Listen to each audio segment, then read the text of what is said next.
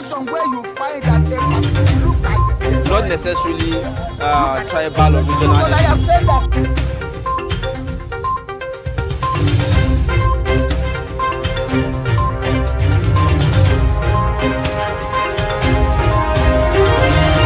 All right, welcome back to Daybreak Extra on Trust TV. We'll start by reviewing the headlines, newspapers. Right here we have Daily Trust newspaper Saturday, as you can see, and a lot of interesting stories on the front page of this particular paper. Now, the lead story here says how lack of camps worsens plight of displaced persons, and we also have riders that say in Sokoto, IDPs live in makeshift tents. When you talk about makeshift tents, it's actually not so different with the camps, And then we have another writer that says it compounds woes in Zamfara and Katsina. We have many occupy uncompleted buildings in Kaduna, and victims lament negligence in Niger. I remember when there was a plan to, decamp everybody, all the IDPs, back to their, respective homes, communities and all that. But I don't think it's actually really working right now. Well, there's no plan for it. I mean, they just said it, but is there any plan? Is there any rollout? How are the communities now? Has security been provided? Is the infrastructure there? Where will these people go back to? That is the thing. Good questions there.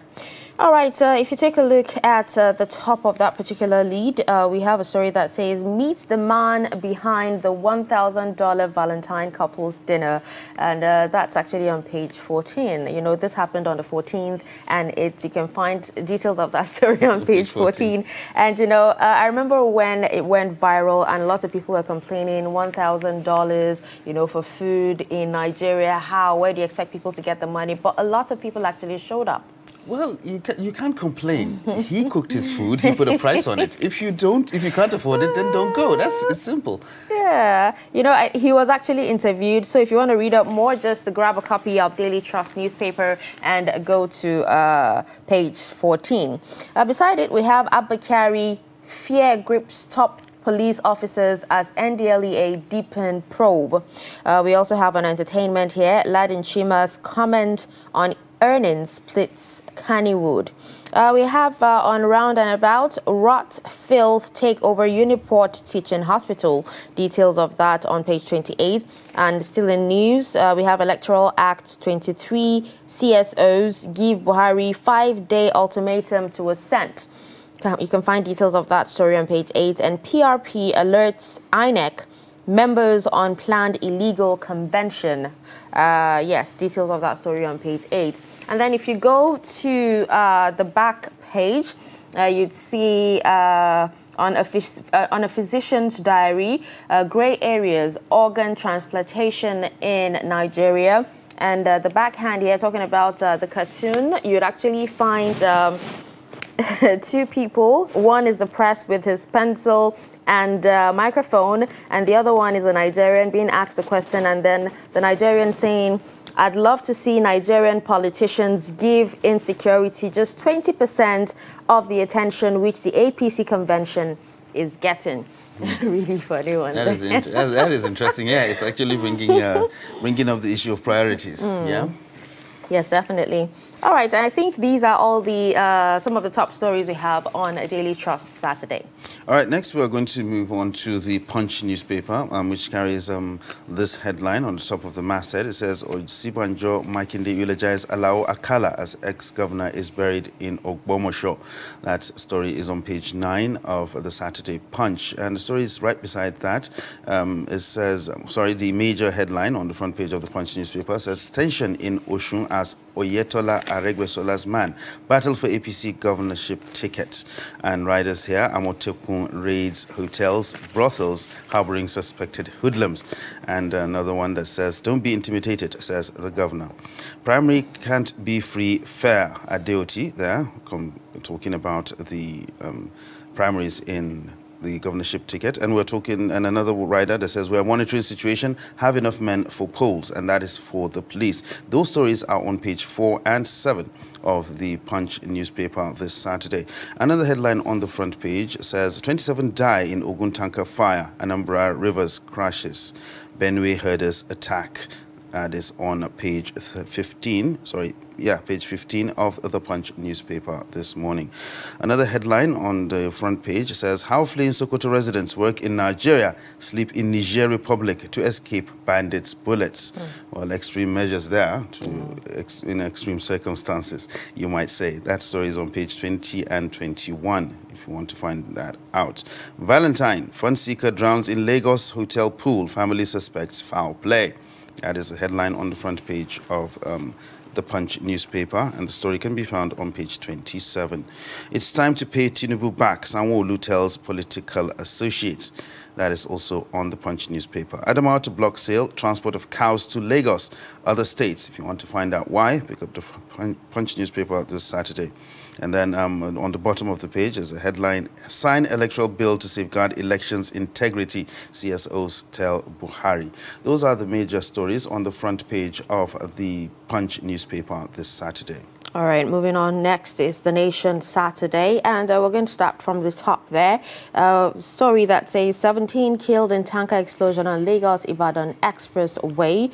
We also have Ogbomosho Agog as Alao Akalas is laid to rest. And a writer that says his humanity, magnanimity would be missed, says the Vice President Oshibajo. Right below the templates, the nameplates there, we have Shangisha Magodo dispute. Lagos seeks Supreme Court clarification. Blames division among judgment debtors for action. And we have the lead story there that says APC governors pressure state chairman to shift convention. Preparation on hold at party secretariat. March 12th, likely new date. Fresh search for new national chair targets Yakubu Dogara. And right beside that, on sports, we'd actually see a story of Blessing Okagbare, banned 10 years for doping. Wow. All right, at the bottom there, you'd see junior wife stabs senior to death over sex in Ondo. And on Oshun 2022, soldiers, police deployed as APC holds Guba primaries. Writers here that says Oyetola Adeoti Lasun in 3-horse race. Party panel promises level playing field. Okay, we also have Nigerian becomes Oxford University's first Igbo language lecturer. This is definitely a milestone there. And at the footnote there, you'd see a story of Kwara probing hijab protest violence. And these are some of the stories that made it to the top, to the front page of The Nation newspaper. Next, we take The Guardian on Saturday, which carries the major headline, Electoral Amendment Bill, INEC in dilemma as Buhari delays assent. That is the major headline on the front page of The Guardian. Going down that front page, you'll find a story that says, Nneka returns with Love Supreme. That is talking about music now. So you find that, of course, on the front page of The Guardian. And moving on to news, Nigeria, others evolve new strategy to resolve Africa's conflicts. That is on the front page of The Guardian as well. Stop intimidating Northerners with Amotekun Corps, coalition tells Akeredolu. And another story here that says 17 burnt to death as tanker catches fire on Lagos-Ibadan Expressway. And the story on page 3 of The Guardian says Yoruba monarchs move to resolve Tinubu-Aregbesola conflict. That story is on page 3 of The Guardian this Saturday. And on the top of the front page is a story here, there's a movie-dom.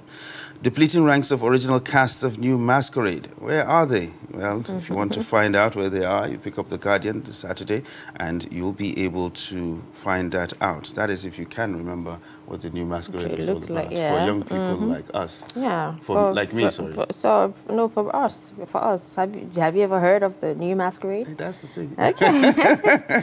So you can find that on the front page of The Guardian newspaper this morning.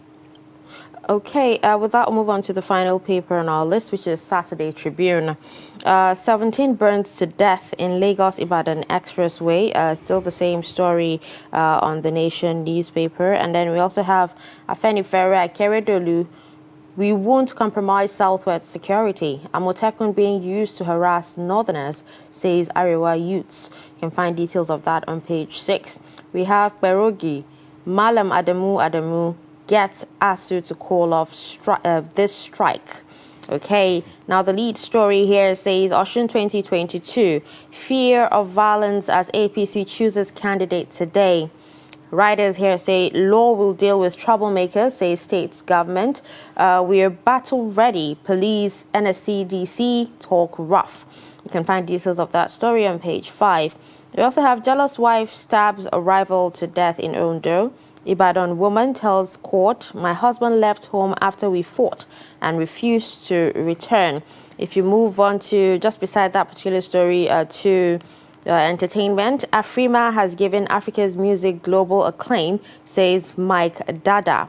And then on the footnote there, we have Buhari demands EU sanctions against coupists. All right, let's dissect some of the stories we have on Daily Trust newspaper. We'll start with the lead story on how lack of camps worsen plight of displaced persons. And the story is about thousands of people displaced by banditry in the northwest and parts of north central over the years who have actually lost their bearings and therefore increasingly have difficulty living a normal life. Now, remember when, government, especially the Borno state government, came out to say that, they're going to decamp IDPs and, everyone should go back to their communities to develop their communities. There are actually guests here, resource persons here, who we asked questions, on how these people are expected to live the normal life.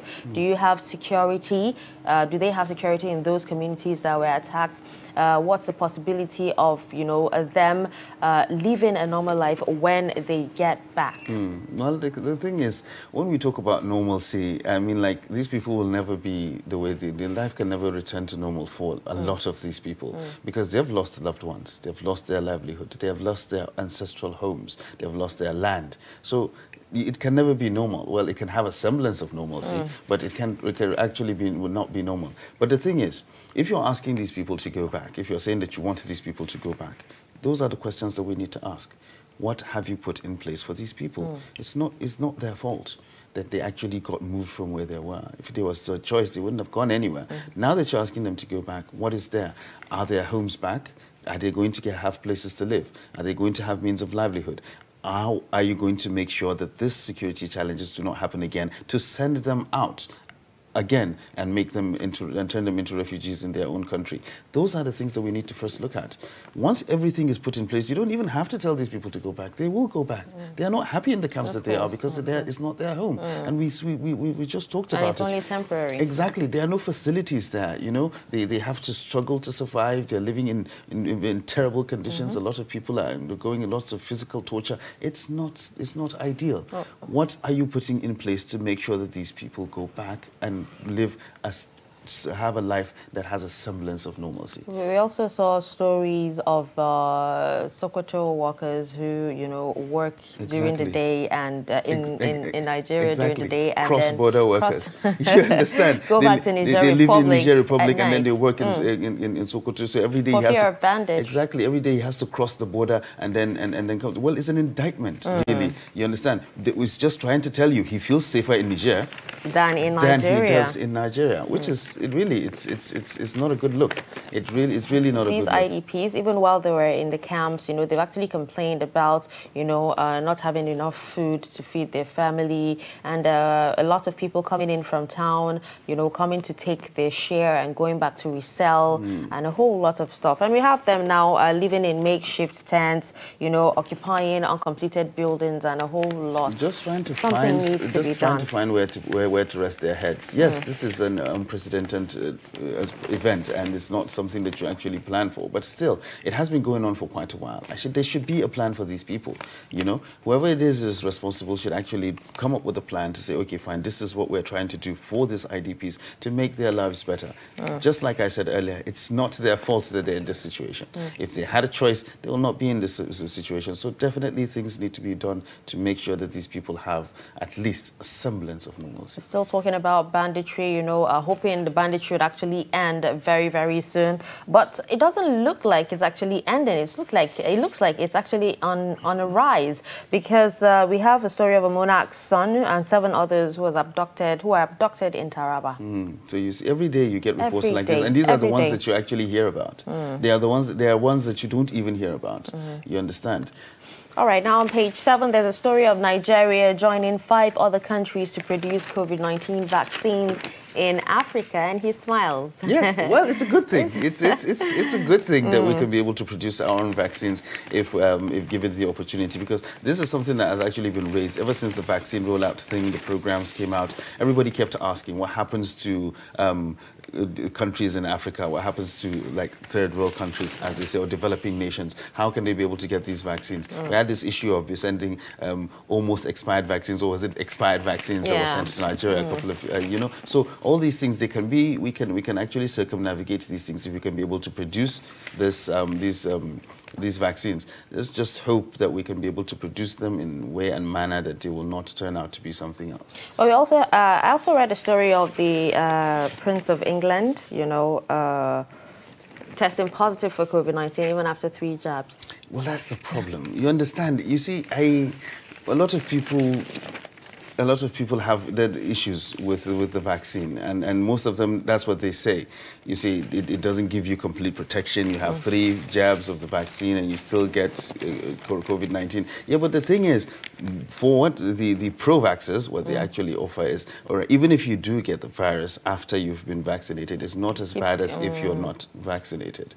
You understand? Getting booster jabs and all that. Exactly, and all that. So, well, I think an explanation has to be found for things like this, because if you're saying you're having a vaccine, then vaccine is supposed to protect me 100%, and it's not doing that. Well, we actually need to know what's going on.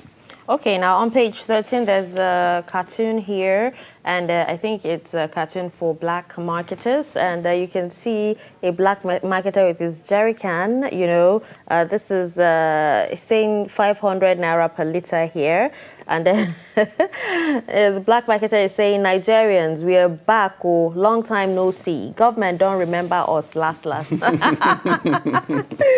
So, you know, where a lot of people, they say where people actually, you know, find pain and suffering, some other people find enjoyment. Yes, well, it was an opportunity for these black marketers to come out and actually make serious bank during this fuel crisis, and well, you can't really blame them per se, because the situation was there for them to actually exploit. You understand? When there was petrol everywhere and everybody could just go into a filling station, get your tank filled and move out, nobody even remembered them. That's why they said government has remembered them last.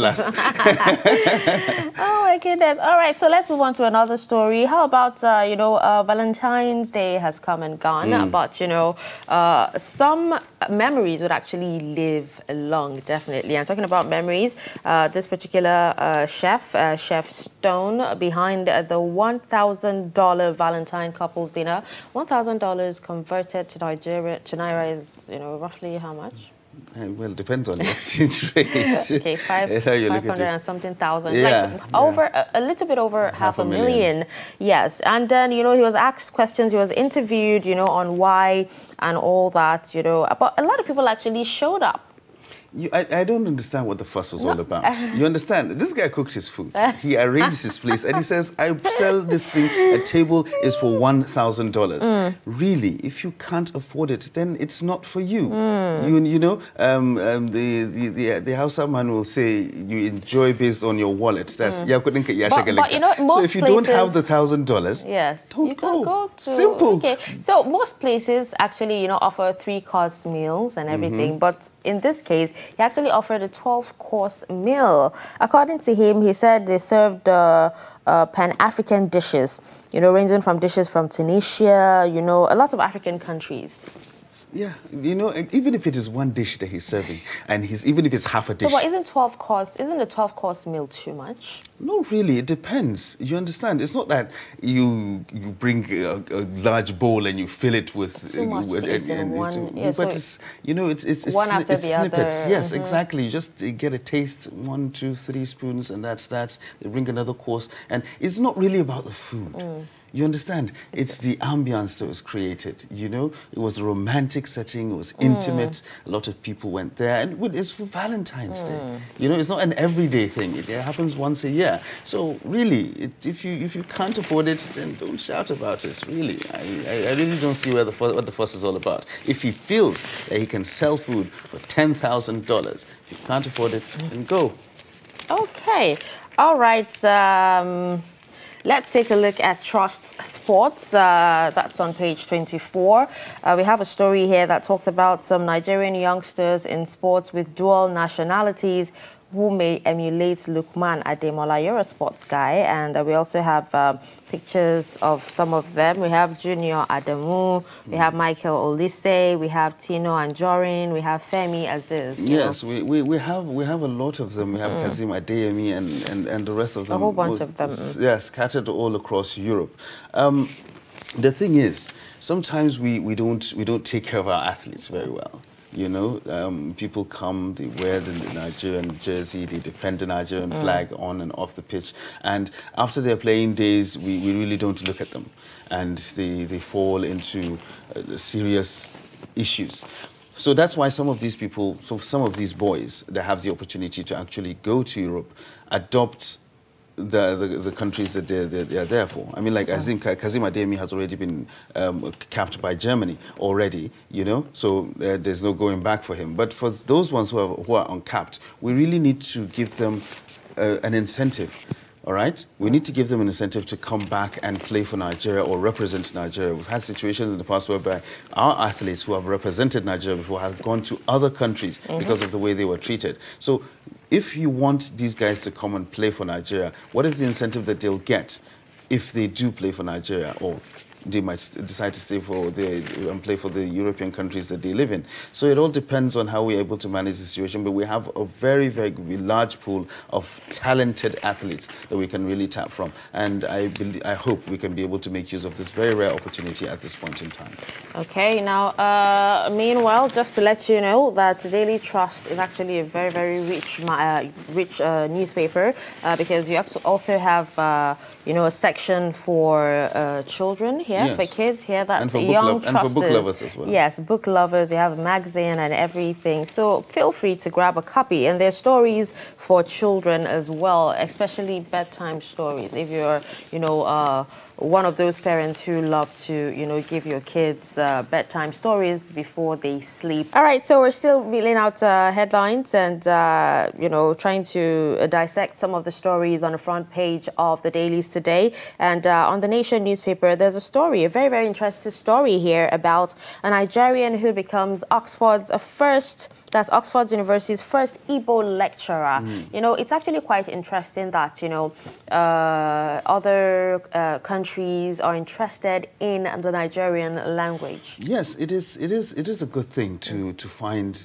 It is a good thing when Nigeria is actually in the news for good things. You understand? It's not all about banditry, insecurity, the politics and whatnot. At least some other people are making Nigeria proud in other fields. You know, having an Igbo lecturer in a university like Oxford. And you'd actually have a lot of white people wanting to learn the Igbo language. Exactly. Because as it is, you have a lot of them, you know, learning the Yoruba language and some Hausa, other, exactly. You understand? So it's actually very good to find a situation whereby our languages are being promoted outside of the country, even though there is a fear that most of our indigenous languages are dying within the country. You understand? Yeah, some of our, most especially minority languages, are actually dying. But is it, you know, because I think a lot of parents have actually learned from, you know, their parents, the parents that actually, you know, their particular parents. And, you know, in as much as our parents didn't really teach us our languages, we are trying as much as we can to, you know, teach our children.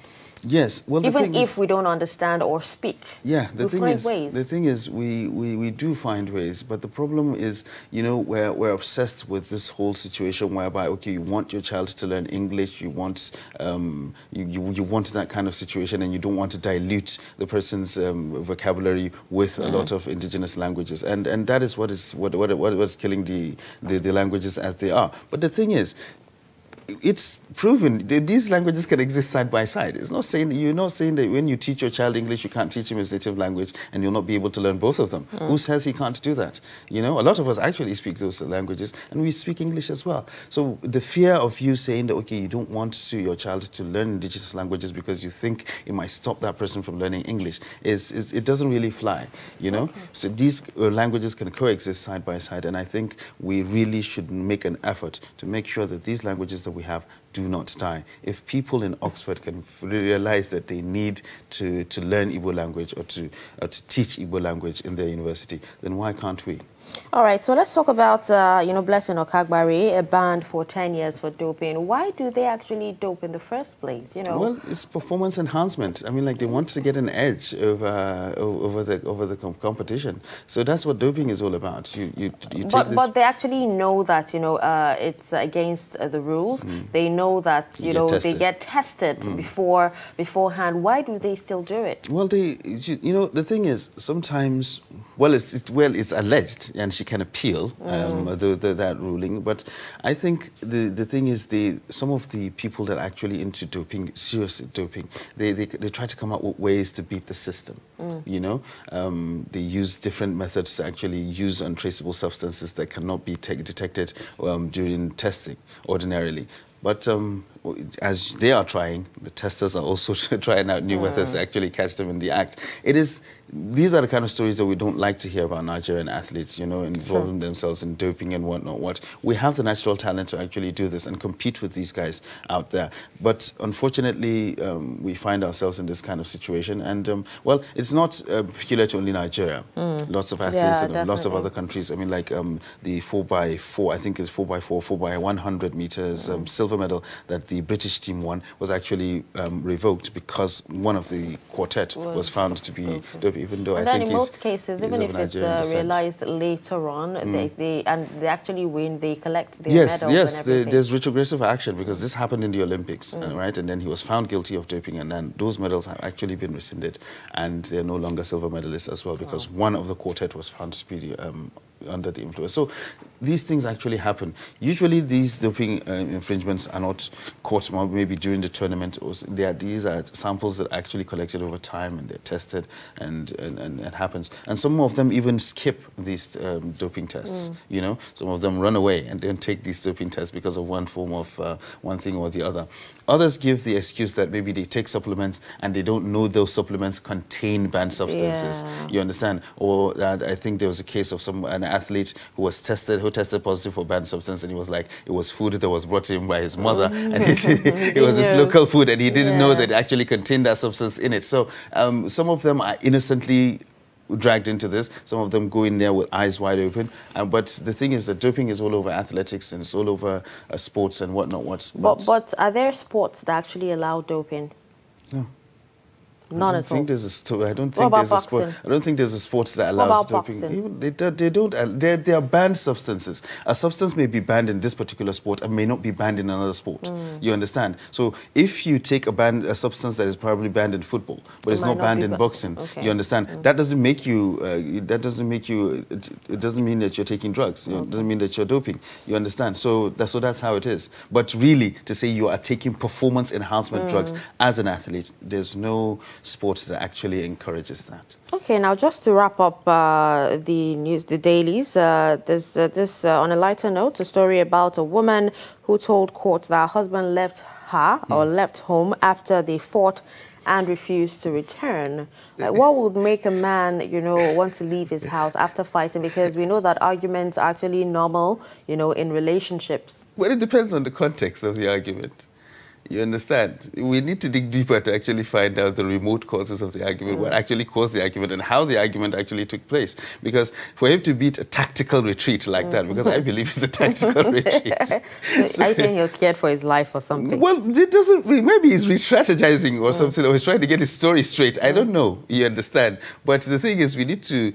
These kind of things, you can't really judge them on the surface. The bottom line is that the guy left. All right, so he couldn't take the heat, so he had to get out of the kitchen. So you can't really blame him for beating a tactical retreat until we know the whole story. Okay. All right, with that, we have come to the end of the dailies today. We'll take a quick breather. When we come back, we'll move on to our first discussion. A situation where you find that they look like the same. Not necessarily tribal or regional. But I have said that